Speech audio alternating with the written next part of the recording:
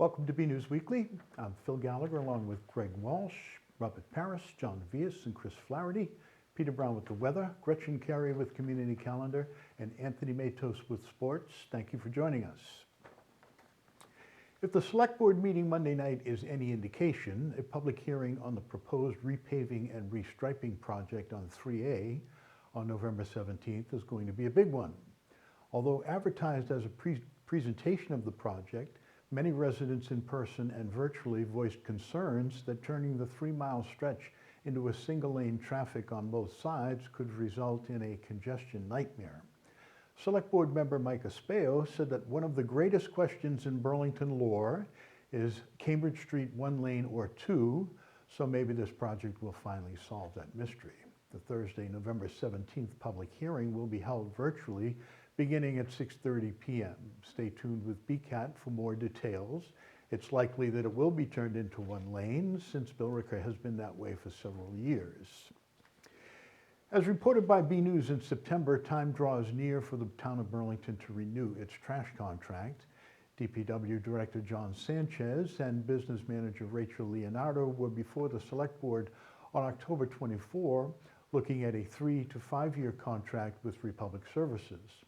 Leonardo laid out the options they're investigating and the feedback they've received from residents via email and social media. Generally speaking, residents want services to remain the same, but are not sure a shorter or longer contract would better serve the town financially.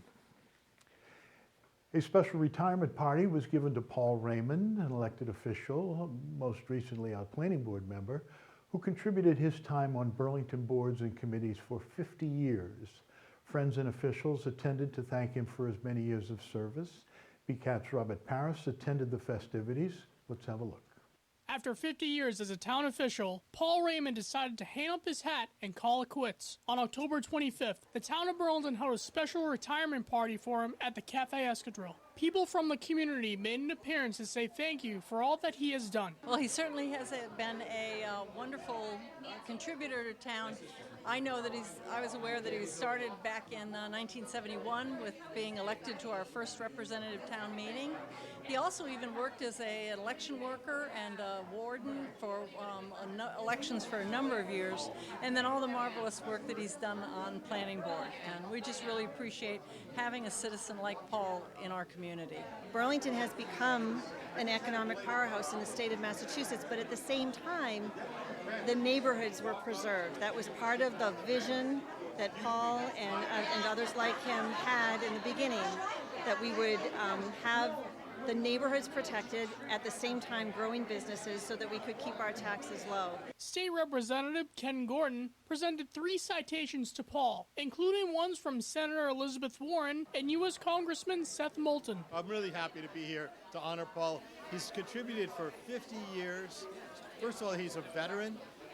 Contributed to our safety and security in this country and for Burlington. I mean, as most people know, as a town meeting member, as a planning board member, recreation committee, all the different things that he's done. I mean, he's just got Burlington in his heart. Having an elected town meeting and preserving the Mary Cummings Park are one of the many accomplishments Raymond has made during his time as an official. My major accomplishments were things like the Mary Cummings property. When that became available, oh my, they were going to have senior housing and every other thing you could think of. And I said, can't we have some open space in Burlington? And we worked at it, and it's a beautiful piece of property now. It's nice open space. There's room for the birds and the bees and everybody else. I was a town meeting member for many years, and I was one of the people that really pushed for an elected town meeting, because when I came to Burlington, it was an open town meeting. You know, we're too big a town, an important town, to run it that way. I said, we got to figure out something else. And so that was when the push started to do a representative town meeting. And I think it's worked well for the town of Burlington. What will Paul miss? The people. I guess I would miss the interaction with the other town officials and with the other people of the town, because I'm still interested in the town and, you know, follow what's going on. So although I'm not an elected official myself, I talk with people who are elected officials and try to influence them to vote as to what I think the best position would be. Thank you all. Raise your glasses and enjoy. From Cafe Escadrille, I'm Robert Paris for BNEWS Weekly. Over the past 50 years, virtually all of the development in Burlington has Paul Raymond's fingerprints on it one way or another. Congratulations, Mr. Raymond. BCAT hosted a debate on the Community Preservation Act, also known as the CPA, which is among the hot-button ballot questions for the upcoming elections. Let's join BCAT news producer Greg Walsh in the Election Center with more. One of the hot topics going into the elections November 8th is the CPA, the Community Preservation Act. In a nutshell, question 5 on the ballot would provide funds for open spaces and recreation, affordable housing, and historic preservation. They all sound great, but who is going to pay for it? BCAT News invited John Eiler and John Sachs to a BCAT debate to make their views known to our viewers. Both men obviously had great respect for each other during the segments, but each had very specific ideas why the CPA is a positive or possibly a negative for the town. Yeah, the quick answer is anyone can make proposals. The process is that it could be a board, say the Recreation Commission might come in and say we'd like to buy a new park somewhere or buy land for a park. They would go to the CPA committee and make that proposal. Say, okay, we'd like to spend this amount of money for this project. That committee would vote on it, and if they like the project, it would then be passed on to town meeting as a warrant article. It's a personal annoyance of mine that CPA really does not have any allowance for art. We'd have to stretch things to spend it on the sculpture park. We'd have to call it open space or recreation. And personally, who knows? We say it's $70, $80, $90 a year for a home. Then you're talking about, if you own a $6 million building, now you're talking about a bit more money. And this is why the first thing that we did was approach the chamber, because if the chamber was going to launch a huge offensive against this, we might have dropped it. But we never got that message. And in fact, our understanding was that a lot of the major company management in town actually live in CPA towns, and they like what they see. You're correct. As more join, the bucket of money or the pie is sliced into more slices, and there is less to go around. And I should note that this year, revenues going into the CPA trust fund are down 22% relative to the previous year. So one might imagine that even without communities joining, there's going to be a smaller pie for everyone. That's all for now. Thank you for joining us here in the Election Center, and don't forget to vote on November 8th. Kelly Lehman has been named the new Assistant Director of Parks and Recreation. Kelly has certainly put in her time working for the department for over 14 years as program coordinator. Lehman spoke to BNews on her time working in Parks and Rec and the Burlington community. Program coordinator Kelly Lehman has been named the new Assistant Director of Parks and Recreation. Prior to coming to Burlington, Lehman graduated from the University of New Hampshire with a degree in Recreation Management in 2006. At the time, I was working as an assistant director in a small town in New Hampshire, and I saw this opportunity present itself, and I was excited for a bigger department and the challenges that might bring. I love how the community itself supports Parks and Recreation. There are very few communities that have the level of support that we have here in Burlington, and that is something that I think makes our community special. As program coordinator, Lehman has enjoyed putting together many special events for the community, such as the tree lighting, Trucktober, and Celebrate Burlington. My all-time favorite would have to be Celebrate Burlington, though. I think that has grown immensely in my time here in Burlington, and I'm proud of the work that's gone into it. Assistant Director Lehman is excited for the continued success and expansion of Parks and Rec. I'm excited for the new role and the new opportunities the role brings. I would love a building of our own where we might be able to operate without limits and restrictions on space. Some sort of aquatics facility, indoor, outdoor, splash pad, wading pool situation somewhere would be great. I am currently most excited about the Treehouse. I can't wait for that to open and be able to get to do some programming up in the trees, maybe some nature, maybe some art programming. We're excited for that. So, Until next time, this is Chris Flaherty for BNEWS Weekly. Congratulations, Kelly, on a promotion well deserved. And speaking of the Treehouse at Simons Park, it continues to blossom. A roof is currently the newest addition to this exciting project. Let's look. Burlington Parks and Recreation is still underway, building the new treehouse at Simons Park. The latest piece of the puzzle is a roof for the top, and B News caught up with Parks and Recreation Director Brendan Egan, who talks about the process of the roof's construction. Well, the roof is one of the last big items that they complete, and they had to get all of the supports around the sides done first, as you can see, before they start putting up the truss. The actual standing seam roof will be installed, we're hoping, next week. The folks from Treehouse Guys have put 10 hours a day into building the new treehouse, from cutting down trees to hand carving wood. The roofing on top will be metal, and the supports for it are actually locust trees that were harvested right in Vermont. We go up and cut them down, the supports and the bracings. We get them right in Vermont, ship them right up here, and peel them and get them ready to use. And yeah, working with wood in the round is pretty unique and exciting and more like a tree. We work pretty long hours because typically there's a deadline involved. And in this case, working in a public setting where there's little kids around and adults, and the adults are like kids in this case. Everybody's pretty excited about the treehouse and watching the progress, and they all want to know when we're going to be done. That's about the main question every day. The treehouse grand opening is set to take place on Saturday, November 19th. Check back on our website, bcattv.org, for more information. They're hoping to complete it this weekend, the weekend of the Spooktacular, so hoping to get that finished. A roofer will be here next week to do a standing seam roof on the top portion that we see behind us being constructed. From Simons Park, this is John Vias for BNEWS Weekly. BHS Latin teacher Gregory Stringer is the recipient of the Classical Association of Massachusetts Excellent in Teaching Classics Award. The award recognizes Stringer for helping keeping the classics alive in the classroom. The award Stringer received is actually for 2022, as for a couple of years the award was not given out due to COVID. The award means a lot to Stringer because voting is done by his peers, other Latin teachers throughout the state, and then the board of the Classical Association makes its decision known.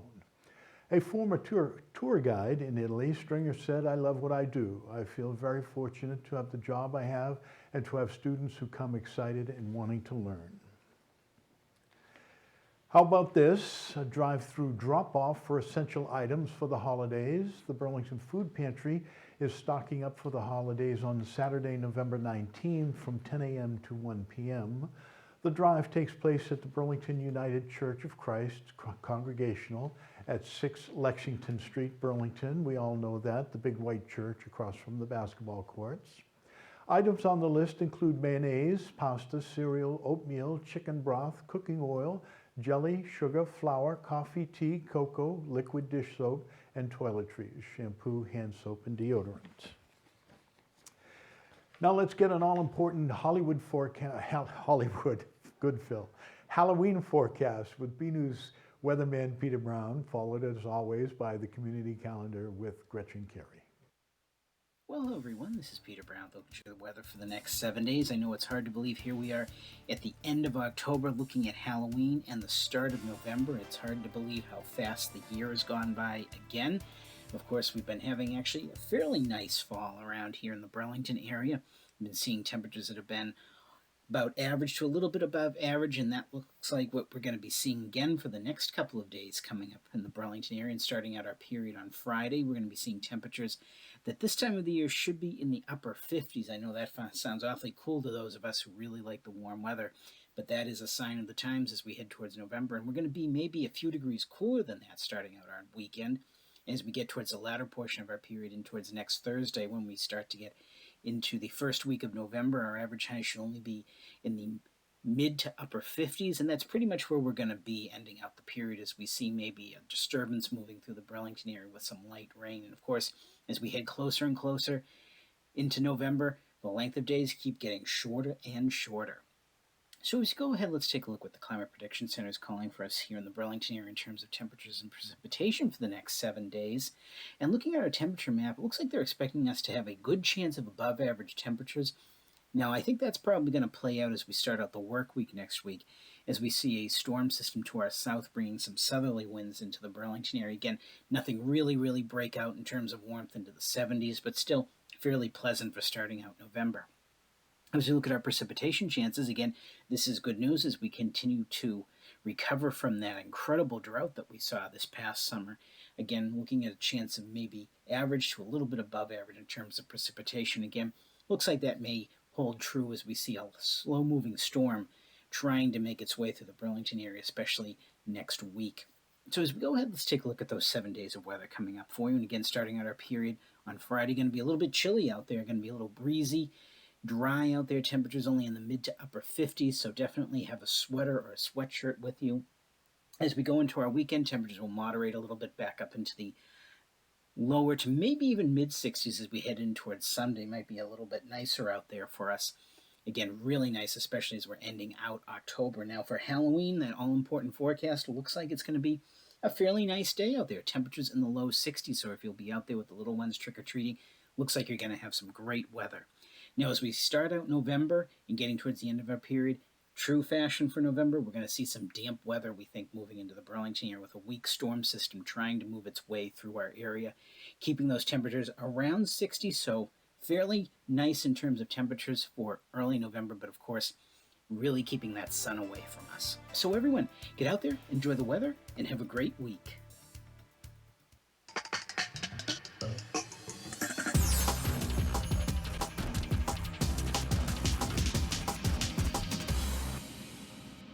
Hey everyone, I'm Gretchen Carey, and this is your Community Calendar.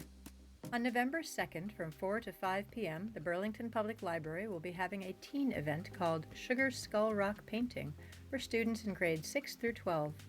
Pre-registration is required. For more information and to register, go to burlingtonpubliclibrary.org. Also on November 2nd from 6 to 8 p.m., the Made in Burlington store will be having a cooking and tasting event with Carolyn's Farm. Pre-registration is required. On November 4th through 19th, the Burlington Players will be having their upcoming production of Miss Bennet, Christmas at Pemberley. For tickets, go to burlingtonplayers.com. I'm Gretchen Carey, and that was your Community Calendar.